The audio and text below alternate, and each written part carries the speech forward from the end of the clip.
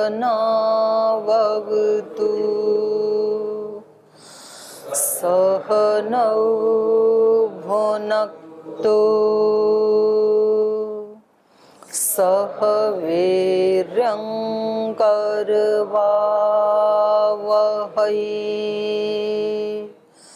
तेजस्विनावधीतमस्तु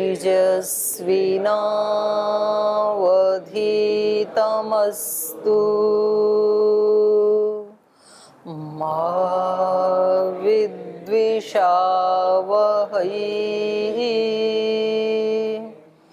ॐ व्रतानां व्रतपति व्रतं चरिष्यामि तच्छकेयं तन्मे राध्यताम् इदमहमनृतात् सत्यमुपैमि। ॐ शान्ति शान्ति शान्तिः।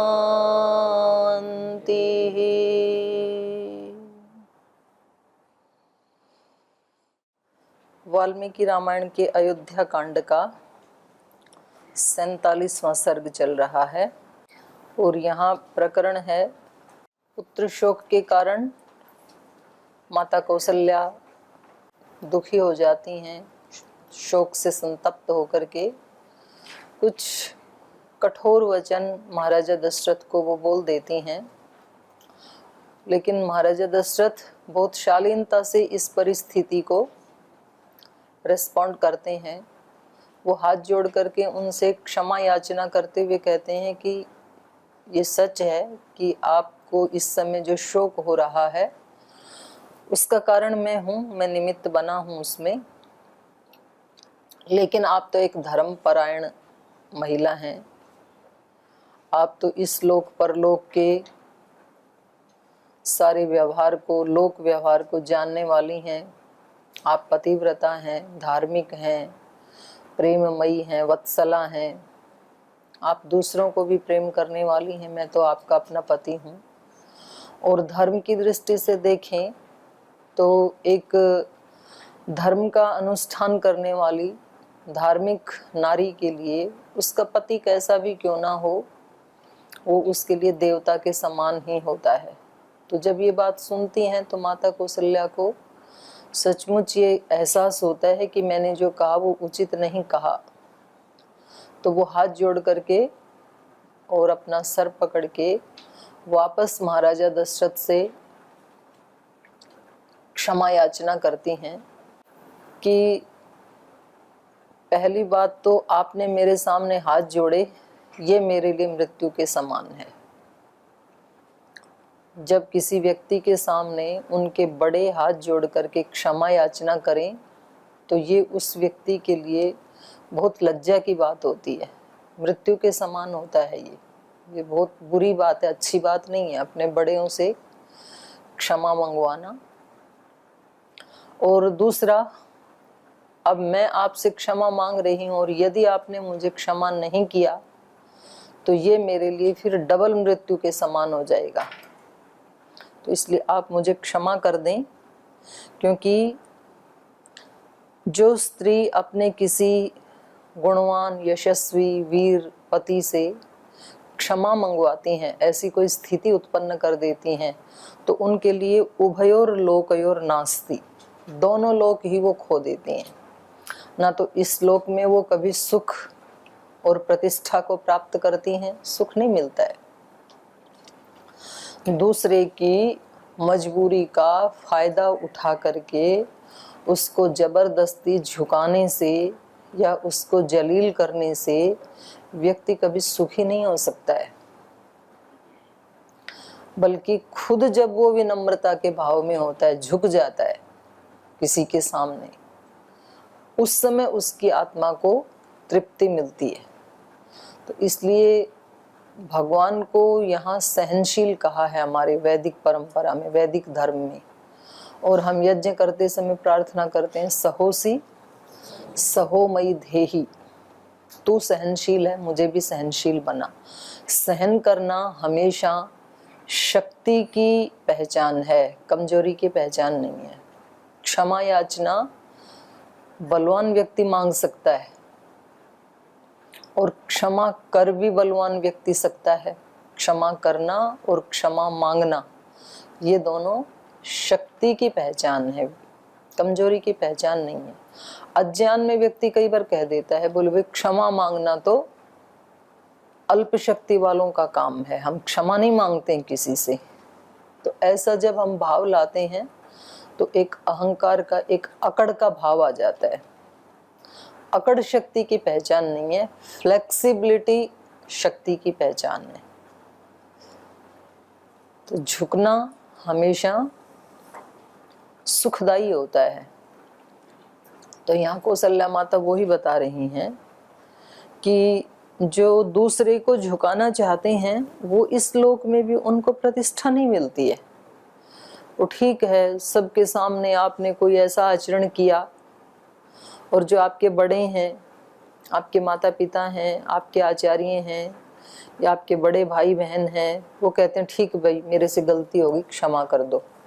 तो हमें लगता है कि देखो सबके सामने मैंने इनसे क्षमा मंगवा ली, लेकिन वास्तव में आपने उस व्यक्ति की आत्मा को नहीं झुकाया, उसके अहंकार को जबरदस्ती झुकवाया है। वो किसी न किसी दिन आपको उसका ब्याज समेत वो चुका देगा। ये बात मुश्किल से समझ में आती है किसी बिरले को जिसके पुण्यों का उदय हो जाता है।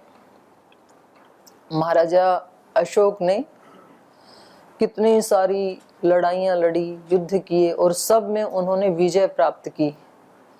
और कलिंग का युद्ध था वो अंतिम युद्ध था और उन्होंने बहुत नरसंहार करके विजय प्राप्त की।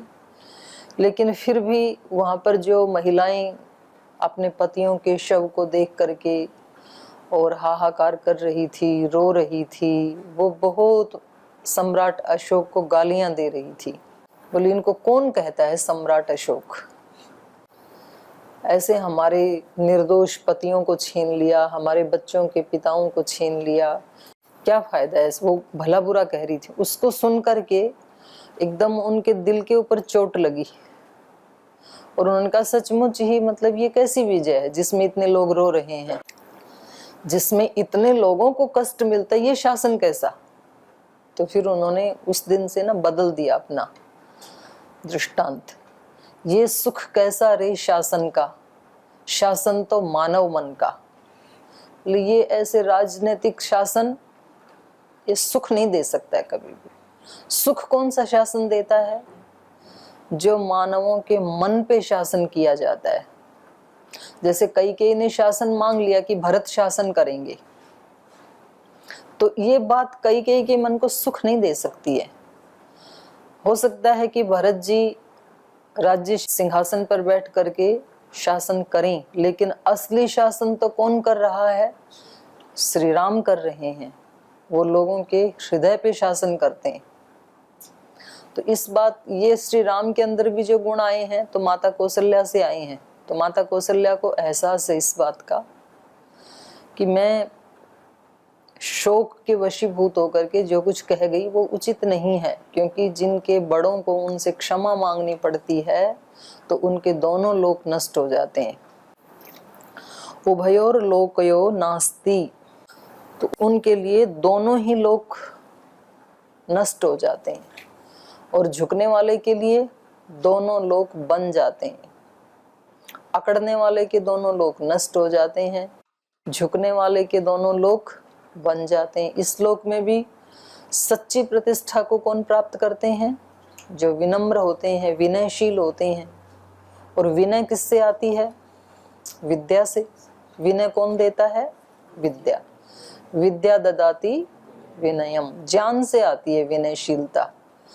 जब किसी व्यक्ति का ज्ञान बढ़ जाता है तो उसको पता लग जाता है कि मैं जितना विनयशील बनूंगा उतनी दूसरे लोगों की तरफ से मेरे पास पॉजिटिव एनर्जी आएगी और मेरा चित्त प्रशांत रहेगा और मेरा चित्त प्रशांत रहेगा तो मैं अपनी आध्यात्मिक यात्रा में और 4 कदम आगे बढ़ जाऊंगा। और अकड़ के कारण कई लोगों से झंझट मोल लेके रहूंगा, आर्ग्यूमेंट रखूंगा, तो उससे मेरा चित्त अशांत होगा। अशांत होगा तो मैं अपनी आध्यात्मिक यात्रा नहीं कर पाऊंगा। तो इसलिए उनको झुकना ज़्यादा बेनिफिशियल दिखाई देता है, इसलिए वो झुक जाते हैं। और जिनके पास विद्या नहीं है, विद्या का मतलब ज्ञान नहीं है, विवेक नहीं है, तो उनके लिए कोई आध्यात्मिक लक्ष्य या कोई शाश्वत सुख देने वाला लक्ष्य तो होता नहीं है। उनके सामने तो ये स्थूल अहंकार का ही लक्ष्य होता है और उनको लगता है कि मैंने इन लोगों को झुका दिया तो बस मैं बड़ा हो गया, पर वास्तव में छोटा हो जाता है। तो ये बहुत ही सुंदर प्रसंग यहाँ पर 19 नंबर श्लोक में माता कौशल्या के मुख से कहलवाया है वाल्मीकि जी ने। और 20वें श्लोक में कहा कि भाई ये शोक जो है सब कुछ का नाश कर देता है, इसलिए शोक के पार जाने का प्रयास व्यक्ति को करना चाहिए। छांदोग्य उपनिषद में नारद जी सनत कुमार जी के पास जाकर के यही बात कहते हैं कि आप जैसे विद्वानों से हमने सुना था कि जो आत्मवित होता है वो शोक को तर जाता है, और मैंने तो इतनी सारी विद्याएं तो पढ़ी हैं, चारों वेद, उपवेद, दर्शन, उपनिषद, गीता, रामायण, महाभारत, नक्षत्र विद्या, शस्त्र विद्या, भूगोल खगोल विद्या, पता नहीं कितनी सारी विद्याएं वहां पर गिनाई हैं, ज्योतिष विद्या, लेकिन मैं शोक के पार नहीं गया। अभी भी मैं शोकान्वित हूँ, शोक अभी भी मेरे साथ जुड़ा हुआ है। तो मुझे कुछ ऐसी विद्या और पढ़ाइए जिससे मैं इस शोक के पार जा सकूं। तो फिर वो उसके 26 खंड हैं, उन्होंने लंबा चौड़ा उपदेश दिया। और ऐसे ही पूरा गीता का उपदेश भी शोक से आकुल जो अर्जुन है, शोक के कारण सीदंती मम गात्राणि मुखम च परिशुष्यति वे पथुश्च शरीरे में रोम हर्षश्च जायते। तो ये शोक के कारण हालत है अर्जुन की, हाथ पैर कांप रहे हैं, मुख सूख रहा है, और सीदंती मम गात्राणि मुखम च परिशुष्यति वे पथुश्च शरीरे में, शरीर ही कंपायमान हो रहा है, और रोम हर्षश्च जायते, रोंगटे खड़े हो रखे हैं। तो ये शोक की हालत है उसकी बहुत ज्यादा। और शोक के पार जाना ये सार्थकता है। तो यहाँ पर ये माता कौशल्या कह रही हैं कि शोक के कारण मैंने आपको कुछ कह दिया था जो मेरे धर्म से हट कर के है। शोको नाशयते धैर्यम, धीरज को नष्ट कर देता है शोक। और धैर्य तो सबसे पहला लक्षण है। सबसे पहले हमारा धैर्य टूटता है, उसके बाद फिर सारी चीजें टूट जाती हैं। जप तप व्रत नियम वो सारे कब टूटते हैं? जब धैर्य नहीं रहता है। धैर्य हो तो वो बने रहेंगे। इसलिए देखो कितनी बड़ी बड़ी खोज की हमारे ऋषियों ने, ऐसे नहीं हुई होगी ये। आज एक वैज्ञानिक कोई एक किसी पदार्थ के ऊपर खोज करता है तो उसमें 2 3 4 वर्ष लग जाते हैं, और वो तब लगते हैं जब वो रोज लगा रहता है, एक दिन भी नागा किए बिना। और वो तो स्थूल पदार्थों की खोज है।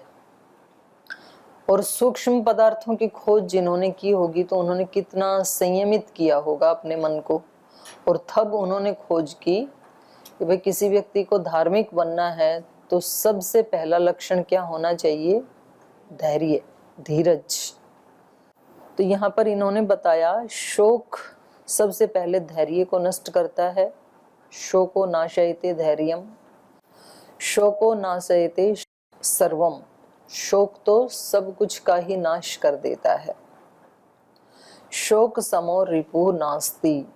इसलिए अब ये वर्णन करने वाले का जब जिस जो प्रसंग चल रहा है और उनको जो बात कहनी है वो उसी को ही ज्यादा वो देते हैं प्राथमिकता। जैसे कहीं पर कहा क्रोध के समान कोई शत्रु नहीं है, यहाँ पर कहा शोक के समान कोई शत्रु नहीं है, ये सबसे बड़ा शत्रु है।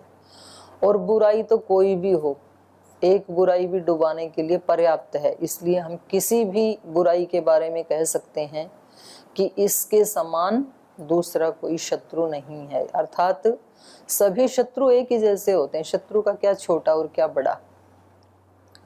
तो ये प्रसंग हमारा चल रहा है। पीछे से आपका कोई प्रश्न है तो पहले पूछ सकते हैं, फिर आगे बढ़ेंगे। ओम माता जी प्रणाम। आत्मज्ञान, आत्मकल्याण, आत्मनिर्माण कैसे होगा? आत्मज्ञान, आत्मकल्याण और आत्मनिर्माण। आत्म निर्माण। निर्माण की निर्माण? हाँ, निर्माण। निर्माण। वैसे तो एक ही शब्द का उत्तर तीनों का ही उत्तर ही है। आत्मज्ञान होगा दोषों को मिटाने से। जो चित्त के ऊपर दोष है ना, कौन कौन से दोष हैं चित्त पे? आपको पता लगता है कि कोई दोष है हमारे चित्त पे? मालूम पड़ता है? कौन से संस्कार दोष हैं? आपको कुछ अनुभूति में आता है कोई दोष है अपने अंदर? नहीं आता? फिर तो हटाएंगे कैसे? तो उनको ढूंढना पड़ेगा। कभी कभी ये जो होते हैं ना, जैसे सांप बिच्छू घर में आते हैं ना, तो वो छिपके रहते हैं। बेड के नीचे छिप जाएंगे, दीवार के किसी छेद में छिप जाएंगे, और फिर जैसे रात को अंधेरा होता है तब निकल आते हैं और काट लेंगे फिर। तो ऐसे हमारे जो शत्रु हैं वो छिपके रहते हैं, दोष जिनको मैं कह रही हूँ ना कि चित्त में दोष हैं कि नहीं, तो हमें वो दिखते ही नहीं है। दिखते ही नहीं है, इसलिए वो नष्ट नहीं होते हैं। तो जिस घर में सांप बिच्छू हानिकारक जीव जंतु छिपके रहें तो उनको मारें कैसे? सामने आए तो मार सकते हैं।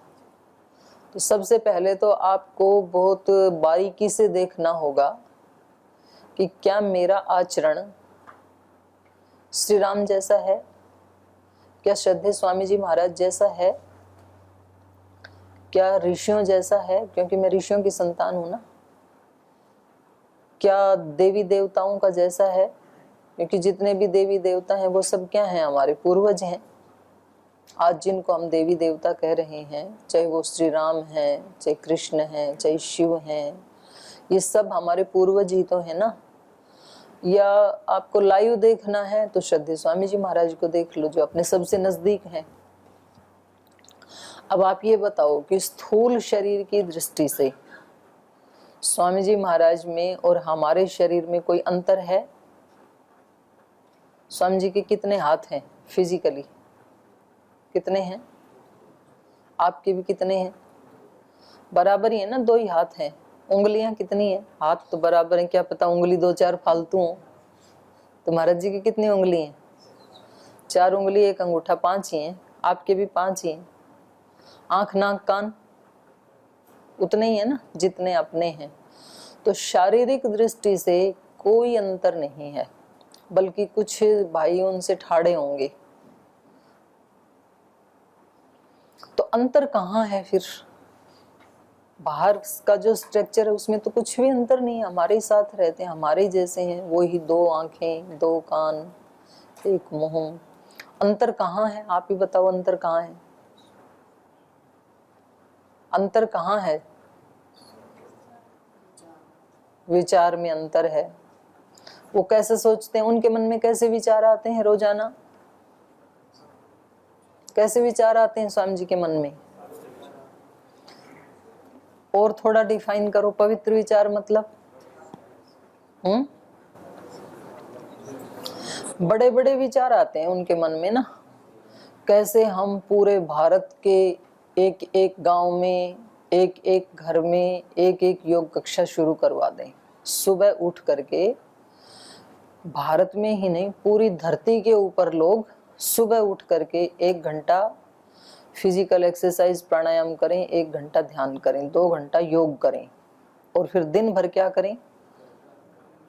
प्रचंड पुरुषार्थ करें, अखंड प्रचंड पुरुषार्थ करें। ये विचार उनके मन में आता है। और हमारे मन में क्या विचार आता है सुबह उठ करके? आपने वाला तो अच्छे से बता दो। हमारे मन में क्या विचार आते हैं? आज फिर अष्टाध्यायी। कल इनको याद किया था, ये याद तो होते नहीं है, और ये सुबह उठ करके कहते हैं चलो ग्राउंड में बैठ के याद करो। तो हमारे लिए सबसे बड़ी आफत एक विचार बन के आती है अष्टाध्यायी, धातु पाठ, दर्शन। अब फिर शिविर में जाना पड़ेगा। अच्छा, मैंने देखा, जैसे मैं वहाँ शिविर में आती हूँ ना, तो मैं देखती हूँ जो भाई यहाँ कक्षा में लेट आते हैं ना, वो ही शिविर में भी लेट जाते हैं। तो फिर मैं देखती हूँ कि देखो एक संस्कार कैसे पीछा करता है।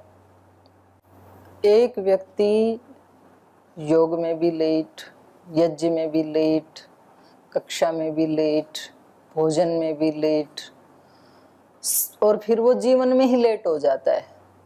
अच्छी बुद्धि होते हुए भी जो व्यक्ति समय का आदर नहीं करता है, एक दिन समय उसका निरादर करवा देता है।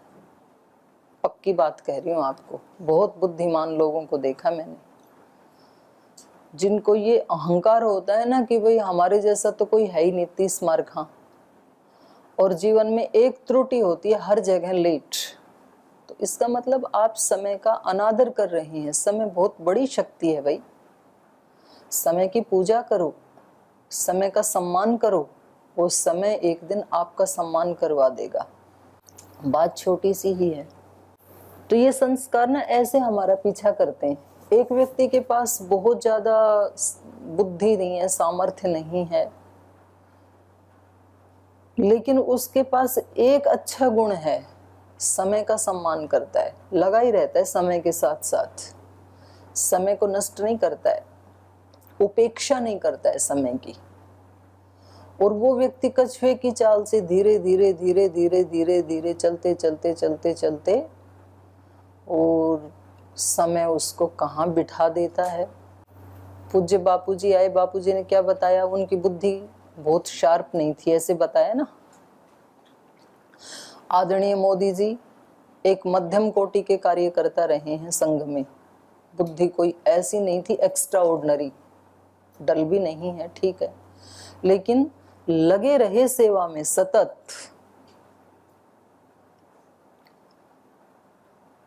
हमारी कक्षा में आदरणीय भाई भंवरलाल जी बैठे हैं हमारे बीच में, सामान्य परिवार से, और इनको पढ़ने के लिए उस समय घर में ऐसी परिस्थिति नहीं थी, तो नहीं पढ़ाया। मध्यम कोटि की बुद्धि, लेकिन सतत पुरुषार्थ करते रहे। कभी मन में ये नहीं आने दिया कि भाई मेरे को किसी अच्छे स्कूल में पढ़ने का चांस नहीं मिला और अब तो हम क्या कर सकते हैं जीवन में।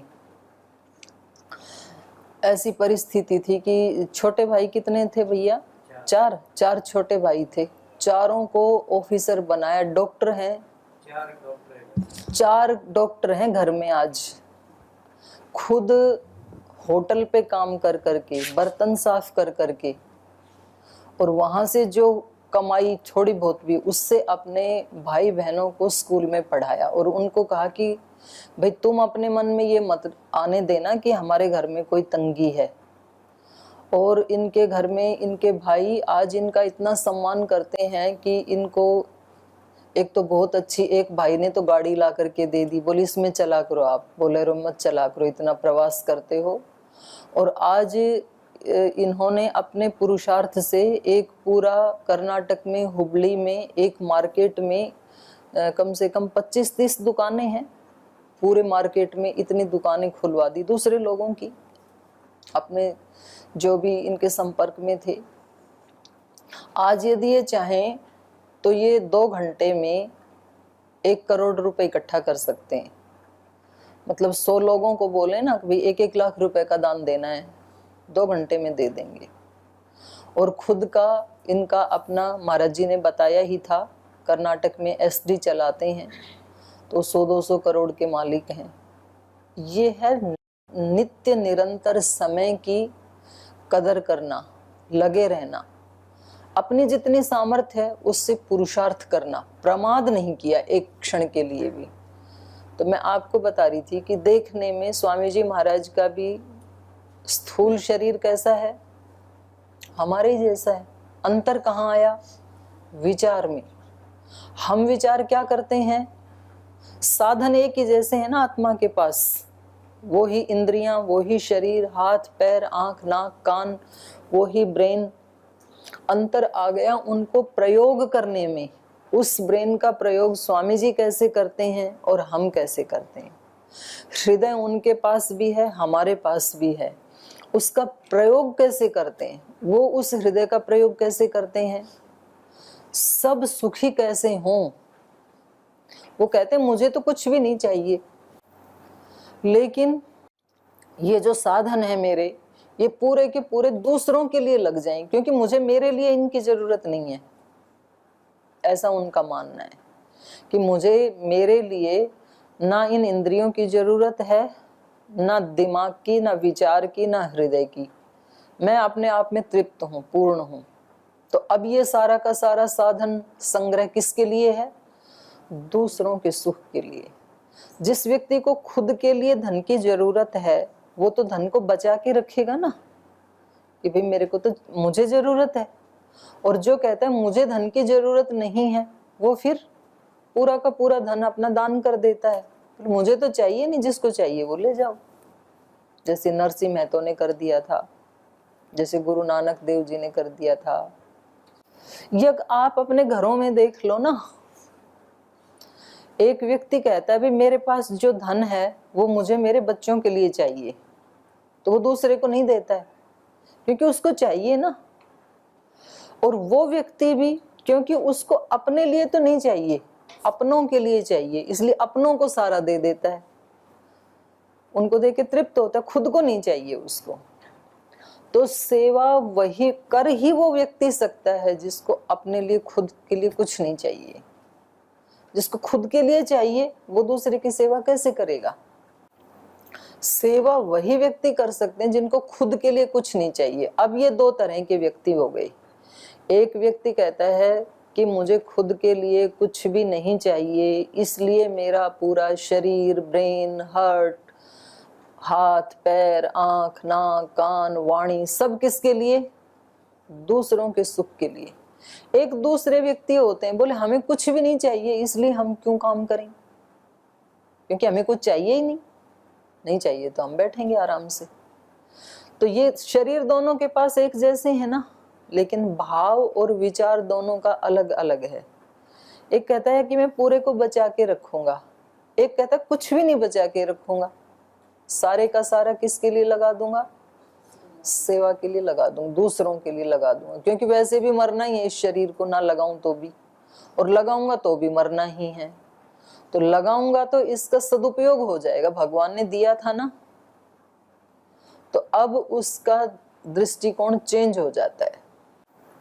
तो साधन ऋषियों के पास भी वही हैं, स्वामी जी के पास भी वही हैं, हमारे पास भी वही हैं। उनका यूज करने में अंतर आ गया। हम इस दृष्टि का प्रयोग अलग ढंग से करते हैं। हमारी इस दृष्टि में हमें पता लगता है ये मेरे हैं, ये मेरे नहीं हैं, तो इसलिए अंतर आ जाता है। और एक दृष्टि वो होती है कि भाई मैं हूं केवल भगवान का, और ये जो अपने पराई दिख रहे हैं ये हैं 2 दिन के, तो भगवान के नाते तो ये सारे अपने हैं, और आत्मा के नाते इनमें कोई भी अपना नहीं है, केवल भगवान ही अपना है। तो इसलिए वो सब जगह किसको देखता है? इन 2 ही भावों को देखता है। या तो कोई भी अपना नहीं है, कोई भी अपना नहीं है तो किसी से राग नहीं होगा और द्वेष भी नहीं होगा, और सब अपने हैं तो किसी से द्वेष नहीं होगा। अपने नहीं हैं इस भाव से तो राग नहीं होगा, क्योंकि राग तो अपनों में होता है ना। और भगवान के नाते सब अपने ही हैं, इसलिए द्वेष नहीं होगा, क्योंकि अपनों से द्वेष नहीं होता। जहाँ व्यक्ति का अपनापन होता है वहां द्वेष नहीं होता है, तो राग और द्वेष से मुक्त हो जाता है वो। तो अब उसकी दृष्टि कैसी हो जाती है? इसी को भागवत दृष्टि कहते हैं स्वामी जी, इसी को दिव्य दृष्टि कहते हैं।